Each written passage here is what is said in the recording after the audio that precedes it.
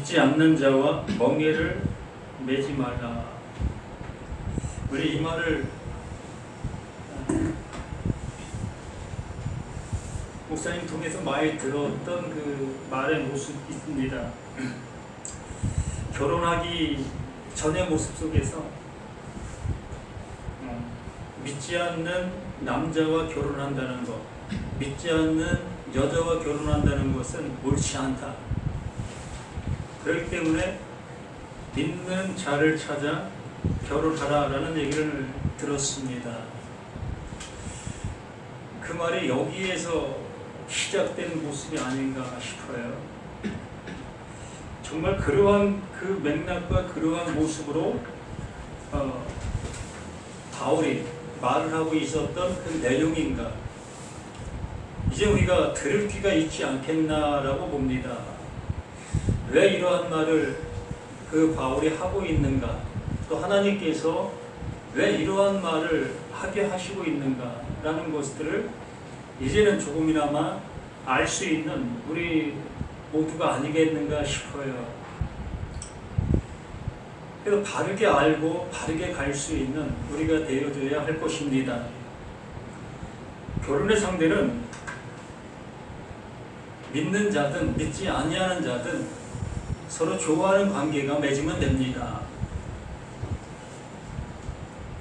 믿는 자, 교회를 다니는 사람이 할지라도 어느 순간 교회를 안 다닐 수가 있고, 교회를 안 다니는 사람이 할지라도 어느 순간 교회를 다니는 사람이 있게 되어지게 됩니다. 그런 사례가 수없이 많이 있는 그 모습이기 때문에 결혼의 상대는 정말 자신들이 서로 사랑하고 아껴줄 수 있는 이러한 관계로 맺는 것이 맞아요.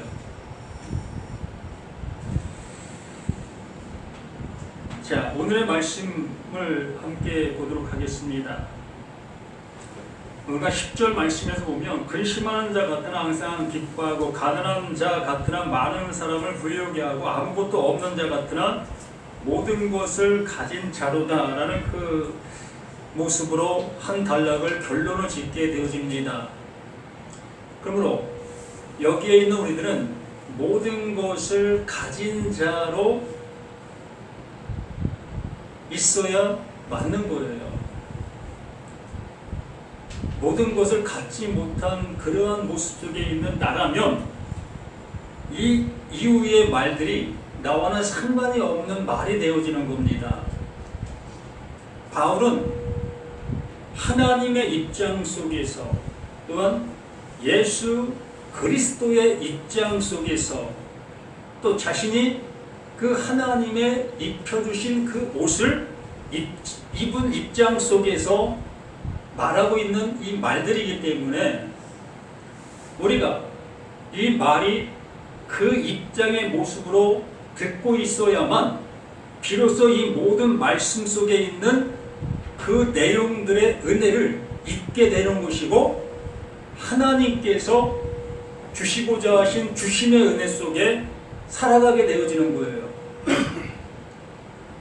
우리는 어떤 말에 머물러 있는 그러한 모습이 되어진다면 우리의 신앙은 늘 해야 되는 그 신앙의 연속성의 모습으로 갈 수밖에 없는 거예요. 끝이 없는 신앙의 모습으로 갈 수밖에 없는 것이라는 거예요. 하나님은 하나님의 것을 그 말을 듣는 자들에게 완전하게 주시기를 원하고 계시는 거고, 그것을 가지고 온 그 예수 또한 그것을 우리에게 명확하게 알게 해주시고 계셨던 것입니다. 그러므로 이 말씀을 전하고 있는 바울 자신 또한 그 은혜를 알아 그 은혜를 가진 자로서 이 은혜를 주기 위해서 이 말씀을 외치고 있는 겁니다. 그러므로 그 은혜를 받은 나라면 똑같은 그 마음과 그 심정으로 그 애탐의 모습으로 이 말을 전하게 되는 거예요. 우리가 10절에서 말씀해 주신 것처럼 모든 것을 가진 자, 정말 무엇을 가졌습니까? 우리는 이 세상 속에서 부귀와 영화, 또 명예와 권세, 이러한 것들을 내가 가져야 될 어떠한 분깃이다라는 생각을 할 수 있습니다. 그런데 이것을 많이 갖지 못하면 나는 많은 것을 갖지 못한 자로서 좀 많은 사람들 앞에 자신감이 없는 그런 모습으로 살아갈 수 있게 되는 나의 모습일 수 있습니다. 그러한 맥락 속에서 이 말씀을 듣고 있다면 우리는 하나님의 말씀을 잘못 듣고 있는 모습이다라고 얘기를 하는 거예요. 하나님이 주시고자 하시는 여기에 모든 것을 가진 자는 곧 하나님께서 나에게 주시고자 하시는 단 한 가지, 그 예수를 그리스도로 알고 있느냐,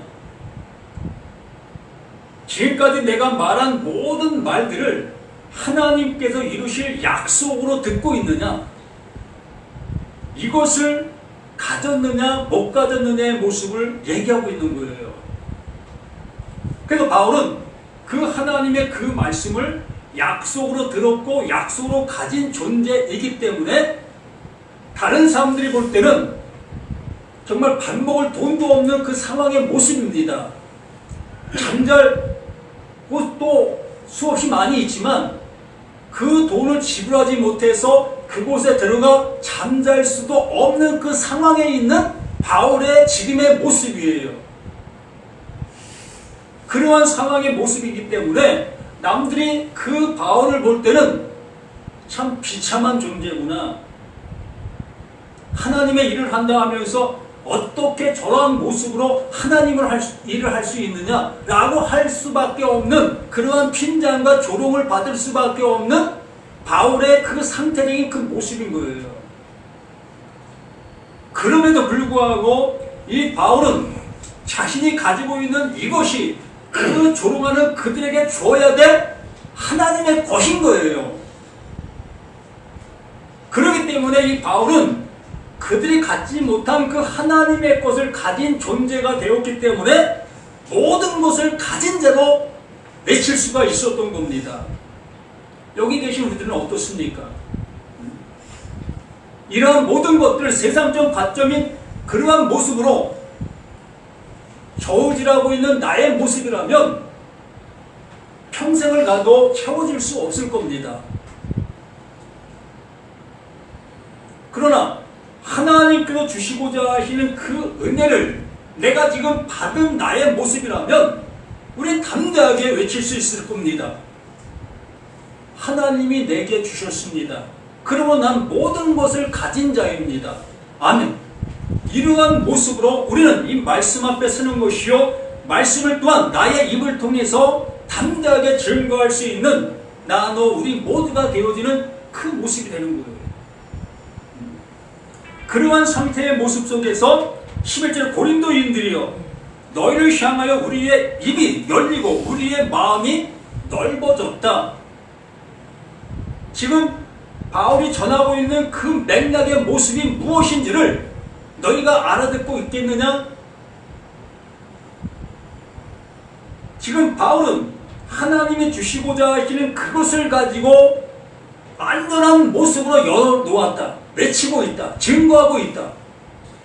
그러니 너희들 또한 내가 받은 이 모든 것 너희도 받게 되어지면 지금 내 모습이 이렇게 이러한 모습을 보인다 할지라도 너희들은 내가 정말 그 하나님께로부터 전부 받았구나 라고 외칠 수 있는 너희가 될 거다.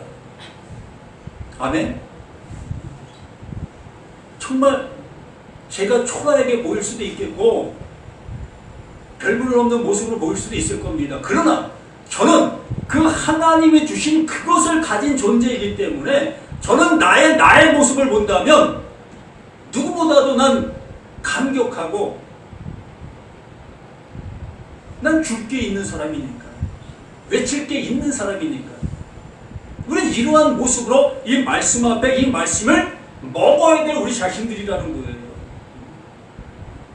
근데 바울이 지금 전하고 있는 그 모든 말들이 활짝 열린 거예요. 하나님이 지금 그들 앞에 현존하여 말하고 있는 것과 같다는 거예요.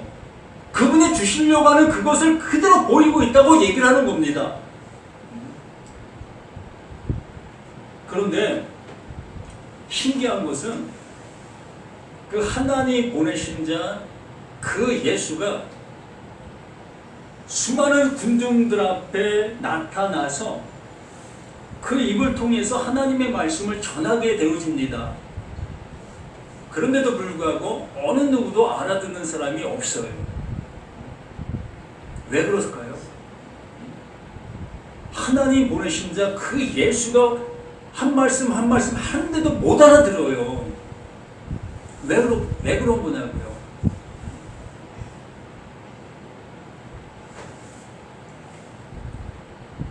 우리는 요엘 선지자가 예언한 그 예언의 맥락을 알아야 합니다. 마지막 때에 나의 종 남녀 모두에게 하나님의 영이 임하게 될 거다. 그 임하게 되어질 때 비로소 하나님께서 말씀해 주시는 바 하나님의 뜻을 알게 될 거다. 이 성령이라는 것은 구구절절 얘기할 것이 없이 하나님의 마음이에요. 하나님의 마음.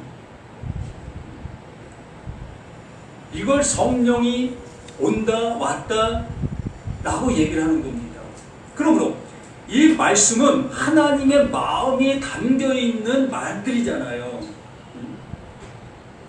그렇기 때문에 하나님의 마음인 그 성령이 내게 와야만 이 말씀을 들을 때 그 안에 담겨있는 똑같은 그 마음이 똑같은 것을 알아보게 되는 거예요. 지금 바울이 지금 그것을 외치고 있는 거고, 그러한 맥락 속에 있는 너희들과 내가 같은 짐을 진 자다, 같은 멍에를 메고 있는 자다 라고 얘기해주고 있는 겁니다. 그렇기 때문에 나라는 내가 그 진리의 성령이 내 안에 존재하지 아니하는 나라면, 아무리 하나님이 직접 여기에 보이지 않던 그 하나님이 보이는 모습으로 오셔서 외친다 할지라도 그 마음을 알아들을 수가 없는 거예요. 그렇기 때문에 이스라엘 백성들이 모세가 십계명을 받으러 산으로 가게 되어졌을 때에 그의 형 아론이 뭘 만들었습니까? 송아지 형상을 만드는 게 그 모습이었던 거예요. 그렇게 할 수밖에 없는 것이 우리들의 모습인 거예요. 이 시간도 이 말씀을 전하고 있으나 이 전함의 말씀을 그 진리의 성령으로 듣지 않게 되어지면 내 나름대로 이 말씀들을 해석하고 또한 듣게 되어지는 그 모든 것들이 될 수밖에 없기 때문에 그래요. 우리가 여기 찬양을 부르셨죠. 그 한 사람, 그 한 사람을 찾으신다. 그 찬양을 꼭 작사하신 그분의 마음은 뭐 우리가 알 수는 없으나 들은 그 모습으로 그걸 한번 재해석해 본다면 하나님의 마음에 맞는 한 사람은 이 세상에 없다. 없는 거예요. 그게 전제가 되어야 되는 거예요. 오직 하나님이 보내신 자 그 예수 그리스도만이 하나님의 합한 자예요. 그만이 예배할 수 있는 존재인 겁니다. 어느 누구도 그 하나님의 합한 예배를 드릴 수 있는 존재가 없어요. 이것이 나에게 전제가 되어질 때 비로소 그 예수만이 그 하나님 앞에 드릴 수 있는 유일한 존재이셔? 그러므로 그 예수가 나에게 오셔야 되겠네? 내가 그분의 그 옷이 내게 입혀져야만 되겠네? 이 모습으로 시작이 되는 거예요.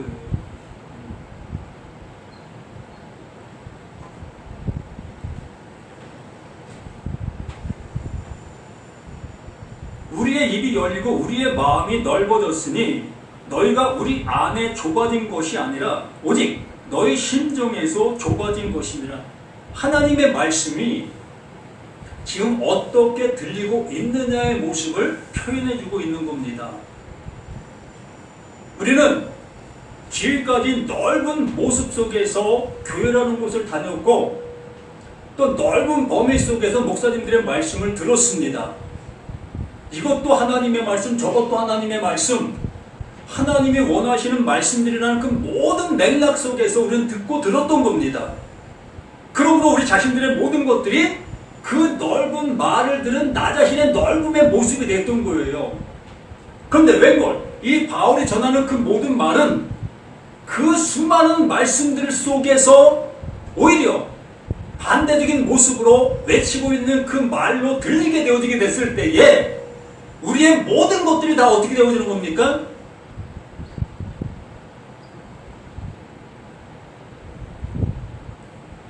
제한적인 모습이 될 수밖에 더 있습니까? 그럼 나보고 어떻게 하라고 라는 그 모습이 될 수밖에 더 있습니까? 수많은 것을 내가 입력해 놓은 그 상태인데 그 바울이 전해주는 그 모습이 그 수많은 것을 내쫓는 그 모습의 말로 들어야 되는데 그럼 날 어떻게 하라는 겁니까? 라는 모습이 될 수밖에 더 있겠냐는 거죠.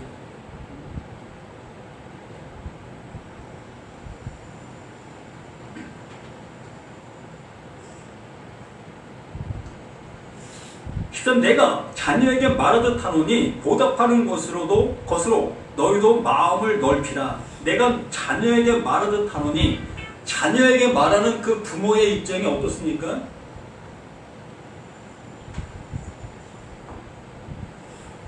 부모가 사랑을 가지고 있는 부모를 존재하는 겁니다.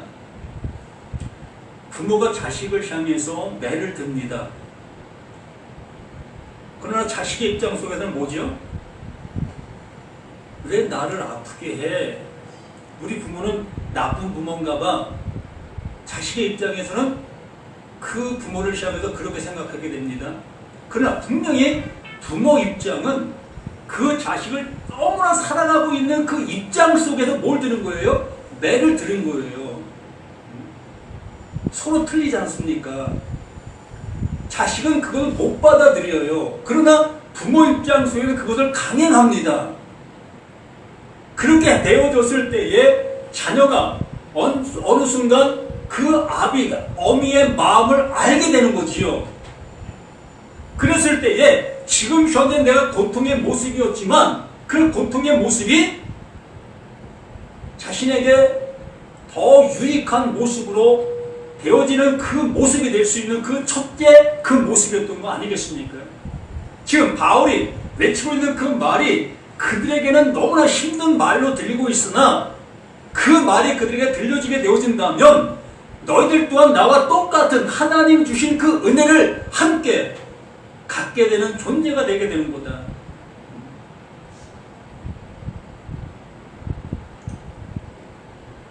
그러한 모습 속에서 14절을 얘기하는 거예요. 너희는 믿지 않는 자와 멍에를 함께 매지 말라. 의와 불법이 어찌 함께하며 빛과 어둠이 어찌 사귀며 계속 똑같은 말을 계속하게 됩니다. 이 말을 어떻게 듣고 계셨습니까? 지금 앞에 모든 얘기를 해 주었잖아요. 바울이 그 진리라는 것을 증거하게 되어졌을 때에 비진리로 가득 차고 있었던 그들 속에 있던 그것들이 어떻게 되어져요? 싸움이 일어나게 되는 겁니다. 하나가 될 수가 없어요. 진리가 들어오면 비진리는 떠나게 돼 있는 겁니다. 아니면 진리가 들어와도 비진리를 내가 고집하면 진리는 들어올 수가 없는 거예요.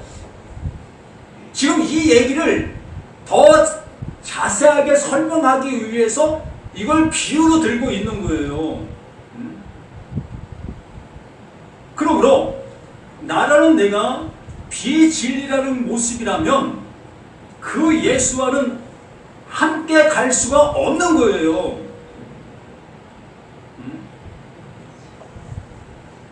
밭을 가는 소를 좀 보시길 바랍니다. 경사가 없는 그러한 곳에 소 한 마리가 밭을 갈아요. 그러나 경사가 있고 좀 험악한 그러한 곳 속에는 소 둘이 멍에를 같이 메고 밭을 갑니다. 그러할 때에 잘 훈련받은 소는 한 곳을 향해서 잘 갑니다. 그러나 훈련받지 아니한 소는 그 한 곳을 향해서 갈 수가 없어요. 그럼 어떻게 되죠? 같은 방향으로 가야 그 밭이 온전하게 갈 수가 있는데 한 손은 온전히 가고 한 손은 옆으로 가게 되면 도저히 밭을 못 가는 거예요. 이 얘기를 하는 거예요. 하나님의 말씀이 바울을 통해서 증거가 되어지는데 그 말을 못 듣고 있다면 너는 나와 함께 갈 수 없다. 당연한 거 아닙니까?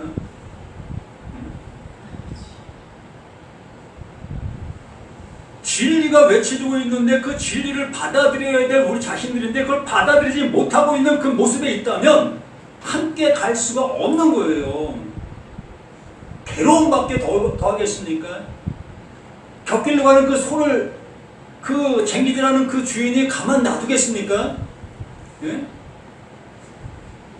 들고 있는 회초리로 그 곁길로 가려고 하는 그 소를 그냥 마구 때리게 됩니다. 그 맞는 그 모습 때문에도 바르게 갈 수밖에 없겠지요. 그러나 그 매맞고 가는 그 길을 통해서 언젠간 깨달을 수 있는 그 모습이 될 수도 있겠지만 너무나 괴로운 겁니다.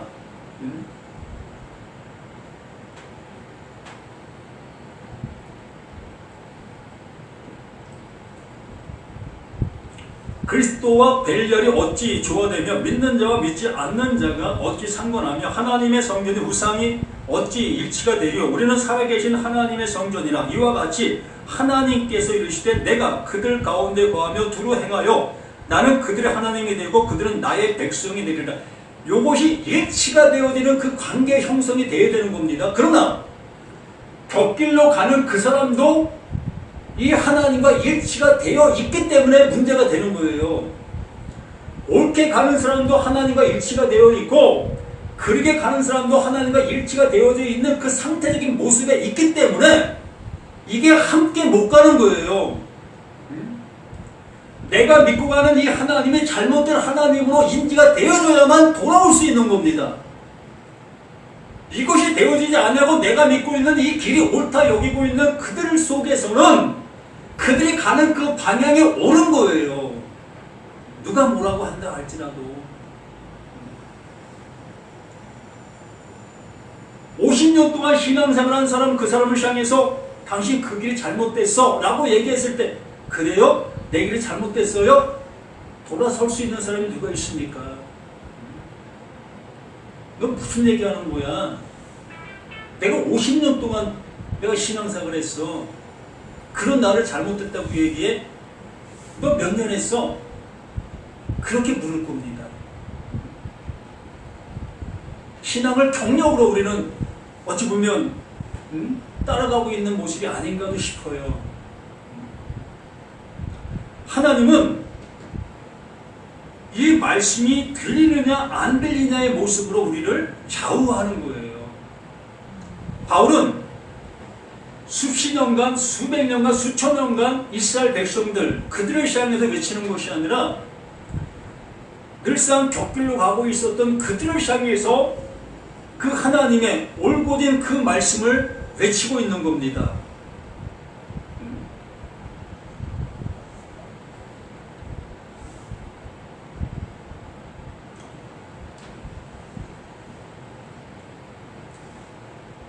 그래서 여기 분명히 말씀은 나는 그들의 하나님이 되고 그들은 나의 백성이 되리라.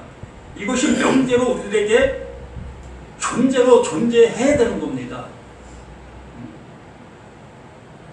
그 하나님은 나의 하나님, 나의 아버지가 되어야 되고 나는 그 하나님의 그 아들이 되어져 있는 이 상태적인 논리이 명제가 되어야 되는 거예요. 답이 되어야 되는 겁니다. 이것이 되어지지 못하고 있는 우리들하면 계속 우리는 이것을 향해서 가야 되고 있는 우리 자신들이지요. 그래서 수고하고 무거운 짐을 질 수밖에 없는 그 신앙이 되는 거예요. 그래서 수고하고 무거운 짐 진 자들은 다 내게로 오라. 내가 그리스도야. 내가 하나님의 약속이야. 그러므로 내가 너희들의 옷이 되어줄게. 그러면 그 옷을 입게 되어지면 우리는 그 하나님의 그 아들이 되어지는 거예요. 그러면 너희는 그들 중에서 나와서 따로 있고 부정한 것을 만지지 말라. 내가 너희를 영접하여. 어떻게 해야 그 하나님이 영접한다고요? 거기서 나와야만 그 하나님께서 하나님의 것을 넣어주실 수 있다라고 말하는 거예요. 우리는 십자가를 바라보면서 십자가가 나를 구원해 주는 그러한 모습으로 보기에 되어집니다. 곧 나의 죽음으로 인해서 그 예수가 대신 죽은 그 은혜로 인해서 우리는 구원받을 수 있다라고 생각하게 되어집니다.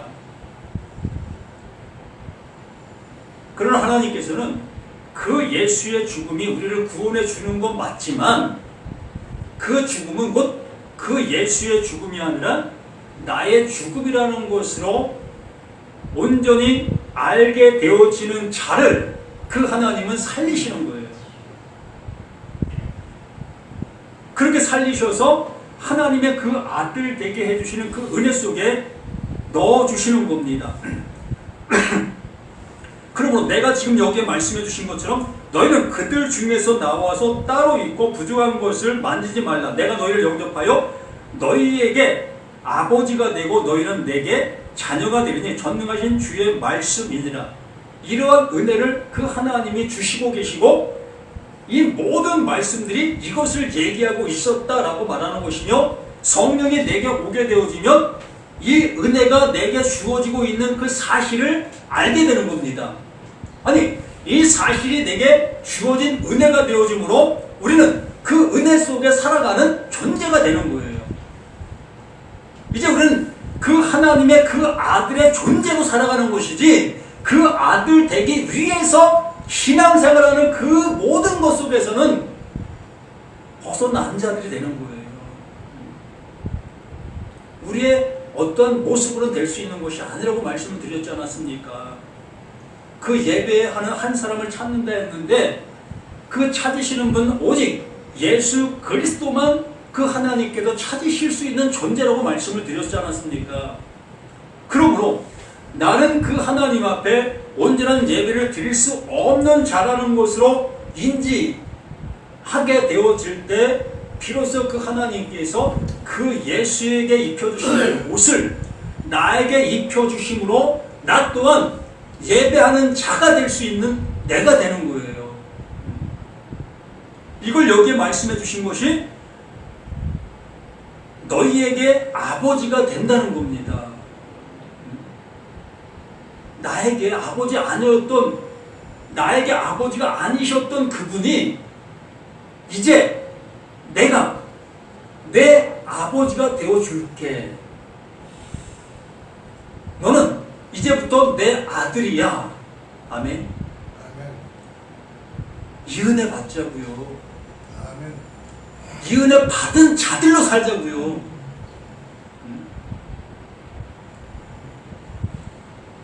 이렇게 살아가길 예수님의 이름으로 간절히 부탁을 드립니다. 하나님 아버지 감사합니다. 더욱더 믿음에 충만한 우리 모든 것들 속에 이렇게 은혜로 나타나는 기쁨이 되어지는 우리 모두가 될 수 있도록 도와주시옵소서. 언제까지 되어지기 위해서 신앙생활하는 그 모습이 아니라 이제 그 하나님께서 되어지게 해주신 그 은혜를 받아 그 은혜 속에 살아가는 우리 모두가 되게 도와주시옵소서. 이 시간도 성령의 크신 사랑과 은혜가 넘쳐나는 복된 시간 되기를 예수 그리스도 이름으로 간절히 기도드립니다. 아멘.